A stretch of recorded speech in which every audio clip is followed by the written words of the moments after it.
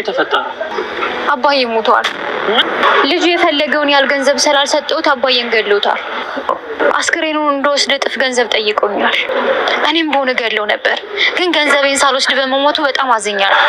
አስክሬኑን ግን ፈልገን ማግኘት አለብን። አባዬ በጣም ጨካኝና ክፉ ሰው ነሽ። ተው እንጂ እንደዚህ አትበለኝ። መሞቱን እኔ የደረስኩበት እንጂ አልገደልኩትም እኮ። ለምን እንደዚህ ትለኛለህ? ትሰምኛለሽ? ከዚህ በኋላ ምንም ቃል ልትነፍሽ አትበልሽ። ካሌብ ምን ሆነሃል? እውነታውን ተቀበል እንጂ። ከዚህም በኋላ እኛ ወደ እሱ እንጂ እሱ ወደ እኛ እኮ አይመጣም። ዝም በይ። ሞትን አሸንፌ በሀገሬ ሰማይ ስር በነፃነት እንድሸራሸር እድል ሰጠኸኝ። ተመስገን የኔ መድኃኔዓለም። አንተው ታውቃለህ አባቴ። ስንተው በገንዘብ ተወራርዷል። እንዴት? እኔም ቀሪ ገንዘቡን አልከፈልኩት። እሱን ታጋችን ገሎብኛል። ስለዚህ እኩል አልሆንም። እኔ እንጃ። የውርሱን ጉዳይ ደግሞ በአጭር ጊዜ ውስጥ እንጨርሰዋለን። ከዛ ሂሳቡን እንከፍላለን። እሺ? ቲና ለአባባ የሞት ሰርተፍኬት አዘጋጀች። አባባ ደግሞ ጫወታው እንዲቀጥል ሆን ብሎ ተደብቋቸዋል።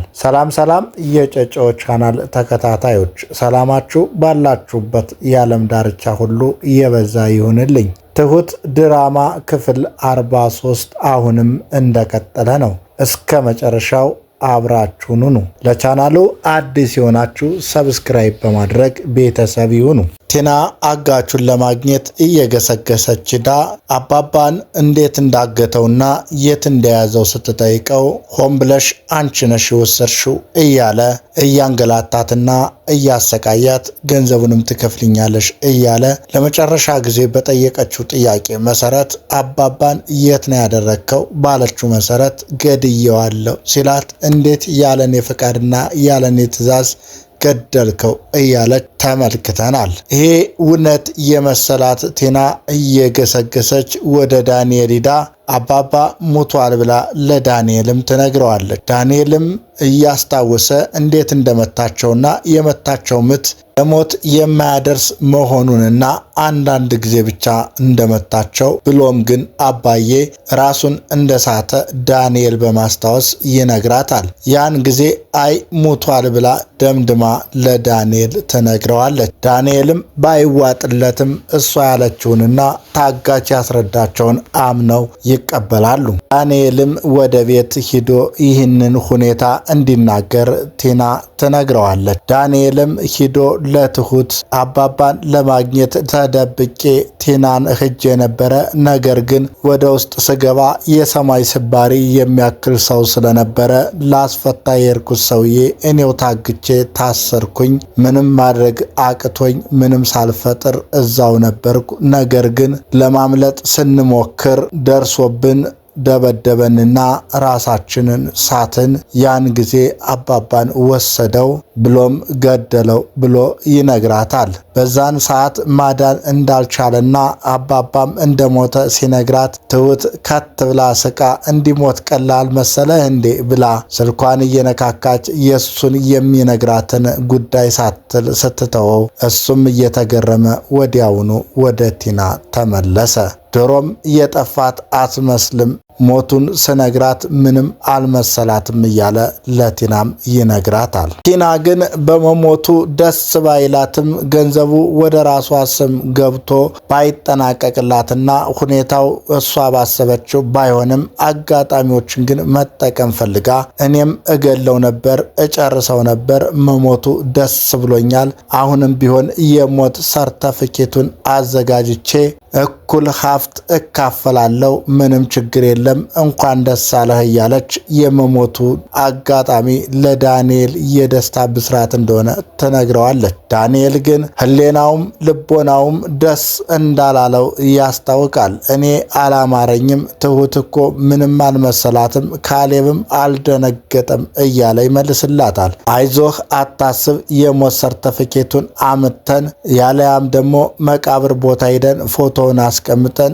ያለያም ደግሞ የሞተ ሰው አምጥተን ተክተን እውነት እንደሆነና በሐሰት ማስረጃ ሁሉን እናመቻቻለን እያለች የነገ ተስፋዋንና የተንኮሏን ብስራት ለዳንኤል ታስረዳዋለች።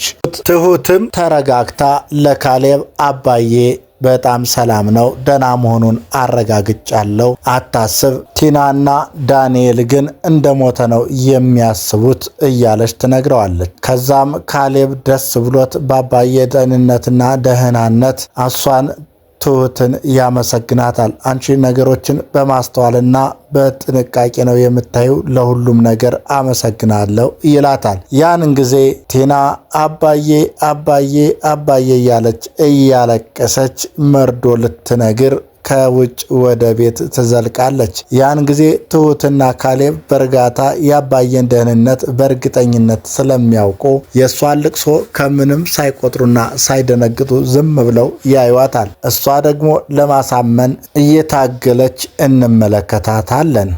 በአግራሞት ዝም ብሎ እየተመለከታት አንቺ ለምንድን ነው የምታሟርችበት? አባዬ ምንም አልሆነም ይላታል። አረጋግጫለሁ፣ እውነቱን አውቄያለሁ፣ አዎ ለነገሩ ዝምታ ነው የሚሻለው እያለች የካሌብን ዝምታ በእሷ ታረጋግጠለታለች። ያን ጊዜ ትሁት ብድግ አድርጋ እንዴት አረጋገጥሽ ትላታለች።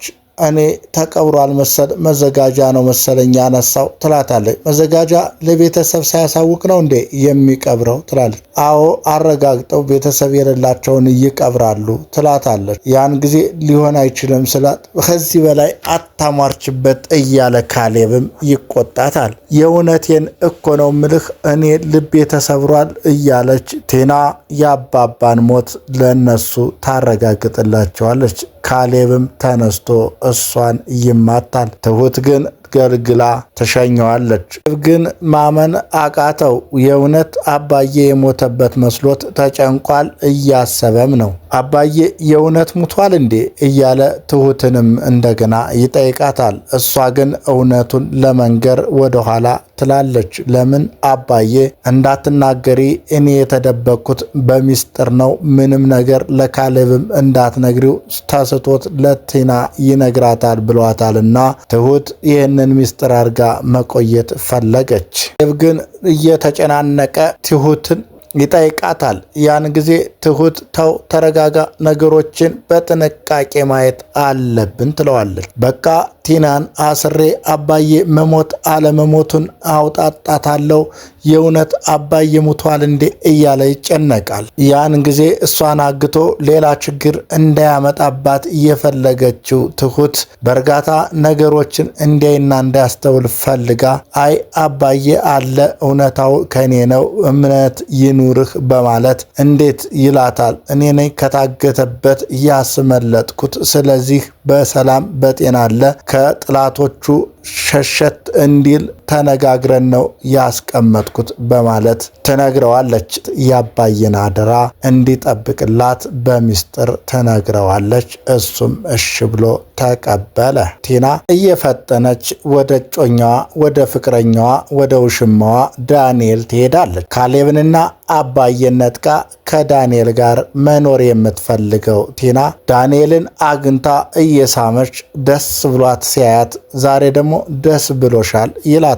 እሷም አዎ በጣም ደስ ብሎኛል፣ ከፈለጉ አስከሬኑን አቃጥለው ይሙቁት፣ እኔ ግን ከቤት እጄ እርሜን አውጥቻለሁ እያለች ትፈነድቃለች። የሞት ሰርተፍኬቱን እንደሆነ በጥንቃቄ በአሪፍ አሰርቸዋለሁ፣ በንም አያስነቃም፣ ቆንጆ ሆኖ ነው የተሰራው እያለች ታሳየዋለች። ያን ጊዜ የሞት ሰርተፊኬቱን እንዴት አርገሽ አሰራሽው ይላል ዳንኤል። እንዴ ከሚችሉ ሰዎች ነው ያለ መስካሪ ያለ ምንም ነገር ዝም ብዬ ብቻ ገንዘብ ይኑር፣ አሁን በኋላ የሚያስጨንቀኝ የለም እያለች ፍንጥዝያ ላይ ናት። ዳንኤል ግን እኔ ይሄ ሰውዬ የሞተ አልመሰለኝም እያለ ፍርሃቱን ይነግራታል። እሷ ደግሞ ተው አትጨነቅ፣ ከዚህ በኋላ ምንም አያመጡም እያለች የጭካኔዋንና ያበላትን የመንከስ የወደዳትን የመግፋት ያፈቀሯትን የጠላት እንደ መሰላት አድርጋ የመቁጠር ክፉ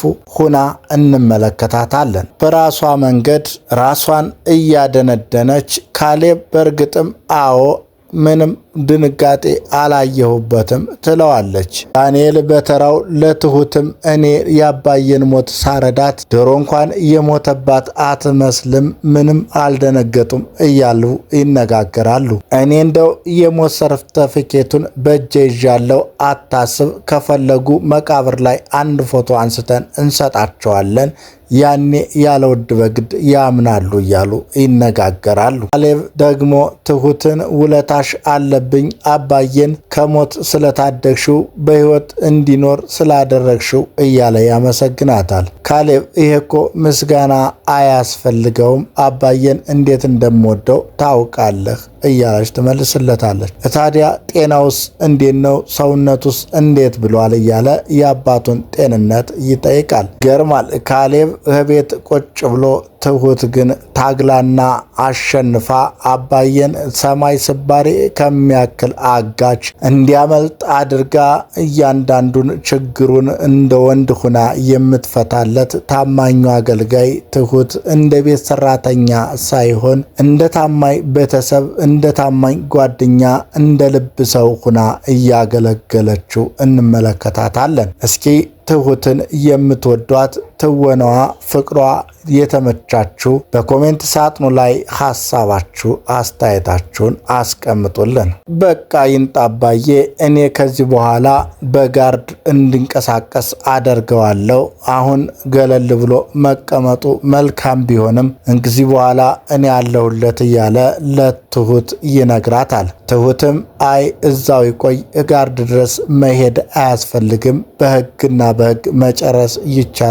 ቲናን ከህይወታችን ገለል እንድትል ማድረግ ትችላላችሁ እያለች ትመክረዋለች። መቻልኩኝ እምቢ አለች እኮ እያለ ካሌብ ትሁት ኃይለኛ ምክር ብትመክረውም እሱ ግን ቲናን ፈርቷት እስካሁን ምንም ማድረግ ሳይችልና እያንዳንዱን ክፍተት ቤተሰቡ ላይ ጫና እያደረሰ የሚገኘው ካሌብ አሁንም የሚያደርገው ቅጣምባሩ ጠፍቶት ያለ መፍትሄ ቁጭ ብሎ እንመለከተዋለን። ትሁት ግን አሁን መፈታቱንና መገኘቱን ሲመጣ ጎረቤትም ያስጨንቀዋል። ተወው ብላ በአባዬ ሚስጥርም እንዳላት ስለምታቅ ካሌብን ታሳምነዋለች። እሱም እሺ ብሎ ሐሳቧን ይቀበላታል። አባባ ግን በጎዳናዎቹ ፈልሰስ እያለ እየተራመደ ሞትን አሸንፌ እንዲህ ባለድል እንደሆን የረዳኸኝ መድኃኔዓለም ተመስገን፣ ከሞት ያወጣኸኝ ፈጣሪ መድኃኔዓለም ሆይ ተመስገን እያለ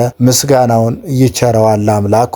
አሁንስ እንዴት ነው ማደርገው? ልበቀላቸው ወይስ ላንተ ልስጥ? ክፉዎችን ምን ላድርጋቸው? እያለ ለራሱና ለአምላኩ ጥያቄ ይጠይቃል። መበቀሉን ትቶ ለአምላኩ ግን አሳልፎ እንደሚሰጣቸው ቃል እየገባ እንመለከተዋለን። ሰማዩንና ምድሩን በረጅሙ እያየና እየተንጎባለለ እየተራመደ በሚያምር ግርማ ሞገስ አባዬ ለቀል ያልተዘጋጀ መሆኑን ያሳየናል። መጨረሻም ልበቀል ወይስ ላንተ ልቶ በላንተ ታውቃለህ አባቴ ብሎ በረጅሙ ተንፍሶ ሐሳቡን ይቋጨዋል። ዳንኤል ግን አጋቹ ቀሪ ሂሳቡን አለመውሰዱን ስለሚያቅ ነገ እንደማይለቃቸው አውቆ ቲናን እንዴት ልንሆን ነው እያለ ያስጨንቃታል። እሷ ደግሞ ቀሪ ገንዘብ አዋለው፣ ነገር ግን ያለ ፍቃዴ ታጋችን ገሎብኛል፣ ስለዚህ ቀሪውን